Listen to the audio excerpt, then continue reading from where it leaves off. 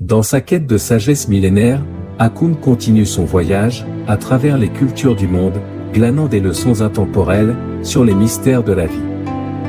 Après l'épisode, marquant du test de l'éléphant bleu, qui explorait les subtilités de la confiance et des tromperies en amour, à travers une sagesse africaine, Hakoun nous emmène cette fois en Asie, au cœur d'un jardin chinois, empreint de sérénité et de symbolisme. Dans ce nouvel épisode, Les fleurs de l'effort, nous découvrons l'histoire de Mei et Lin, une jeune femme romantique et naïve, et un jardinier sage marqué par le temps. Ensemble, ils cultivent bien plus que des fleurs dans un jardin négligé, ils cultivent des leçons sur l'amour, la patience et l'harmonie. Pourquoi cet épisode est essentiel? Parce qu'il nous rappelle que l'amour n'est pas seulement une émotion, mais un effort partagé, une croissance mutuelle. Après avoir appris à démasquer les trompeurs, il est temps d'explorer comment construire des relations authentiques et durables. Une histoire universelle qui résonne avec les cœurs du monde entier. Quels sont les personnages de cet épisode Les fleurs de l'effort? Hakoun le narrateur, le pisteur de sagesse, qui nous offre des réflexions et des leçons issues de la sagesse millénaire asiatique. Mei, une jeune femme idéaliste, en quête du mariage parfait, mais hantée par la peur de l'échec. Lin, un jardinier sage et expérimenté, transmettant des leçons de vie à travers son jardin. Dans les méandres de la sagesse millénaire, chaque culture a ses secrets pour guider les cœurs en quête d'amour. Aujourd'hui, je vous emmène en Chine, dans un jardin paisible mais légèrement négligé, où Mei, une jeune femme romantique et idéaliste, espère trouver des réponses auprès d'un sage réputé.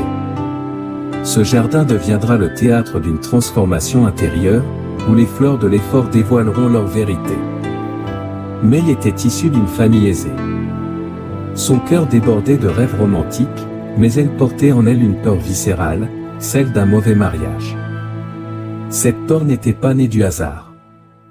Son frère aîné, autrefois promis à un avenir brillant, avait épousé une femme arriviste contre l'avis de la famille.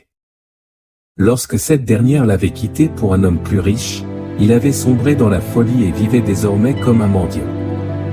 Pour éviter un tel sort, Mei cherchait le mariage idéal. Guidée par des rumeurs sur un jardin secret où vivait un sage réputé pour sa sagesse en matière de relations humaines, elle arriva devant un lieu empreint de sérénité, mais qui semblait avoir été oublié par le temps. Mei, admirant le jardin, s'exclame « Quel endroit magnifique, mais on dirait qu'il a été abandonné ». Elle s'assit sur un banc de pierre et sentit une paix étrange l'envahir. Bien qu'elle n'ait pas rencontré le sage ce jour-là, elle décida de revenir. Le lendemain, Mei retourna au jardin. Toujours aucun sage majestueux à l'horizon. Mais cette fois-ci, elle décida d'approcher le jardinier qu'elle voyait travailler silencieusement depuis son arrivée. Mei, hésitante, « Monsieur, pourriez-vous me conduire auprès du sage qui vit ici ?» Le vieil homme se redressa doucement. Son visage buriné par le soleil était illuminé par un sourire bienveillant. « Bienvenue, jeune femme. Je suis Lin, le jardinier de cet endroit. Que cherches-tu dans mon humble jardin ?» Mei, surprise, « Vous êtes, le sage ? On m'a dit que vous pouviez m'aider à trouver le bonheur dans le mariage. » Lin hocha la tête avec douceur et l'invita à le suivre. Il lui montra une fleur délicate aux pétales légèrement fanés. Lin prit la parole et dit, « Vois-tu cette fleur ? Elle est belle, mais elle a besoin d'attention quotidienne pour s'épanouir pleinement. Le mariage est comme cette fleur, il demande soin et effort. » Le lendemain, Lin demanda à Mei de l'aider à entretenir le jardin. Bien que surprise, elle n'avait jamais travaillé manuellement chez ses parents, Mei accepta avec curiosité. Au début, maladroite avec les outils, elle s'appliqua peu à peu sous les conseils patients de Lin. Lin en souriant lui fit cette réflexion, le mariage ne repose pas sur la chance seule, Mei. C'est comme ce jardin, il faut planter les graines de l'amour, arroser avec patience, désherber les conflits et protéger des tempêtes. Mei réfléchissant dit, quelles sont ces graines qu'il faut planter? Lin répondit, la confiance, la communication, le respect mutuel, et surtout la volonté de grandir ensemble. Un jour, l'un attira l'attention de Mei sur deux arbres poussant côte à côte près de l'étang, un bambou souple et un pin robuste. Et l'un dit, « Regarde ces arbres, Mei.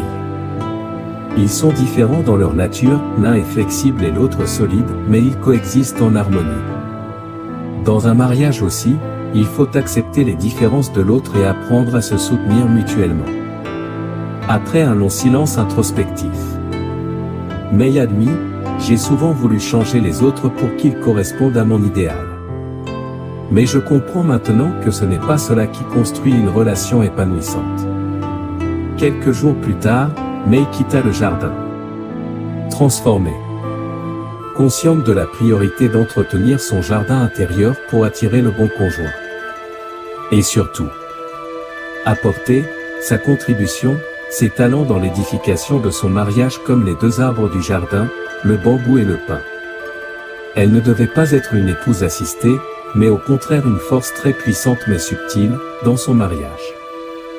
Elle devait incarner la sagesse afin de maintenir la poésie de son mariage, maîtriser ses émotions, être épanouie.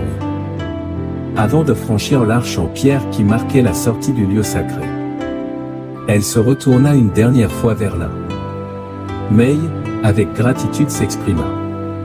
« Merci pour vos précieuses leçons, maître Lin. Je n'oublierai jamais ce que j'ai appris ici. » Le visage illuminé par une nouvelle compréhension, Mei comprenait désormais que le mariage parfait n'existait pas, mais qu'avec effort, patience et respect mutuel, il était possible de construire une relation durable et épanouissante. Et vous? Quelles graines allez-vous planter dans votre propre jardin de l'amour? Avec quelle spiritualité, lorsque les tempêtes, les épreuves, vous dépasseront, malgré votre bonne volonté? Souvenez-vous que chaque relation demande soin et attention pour s'épanouir pleinement. Partagez vos réflexions dans les commentaires ci-dessous. Ensemble cultivons des jardins où règne harmonie et épanouissement. Exprimez votre soutien à la chaîne en likant, en partageant et en vous abonnant.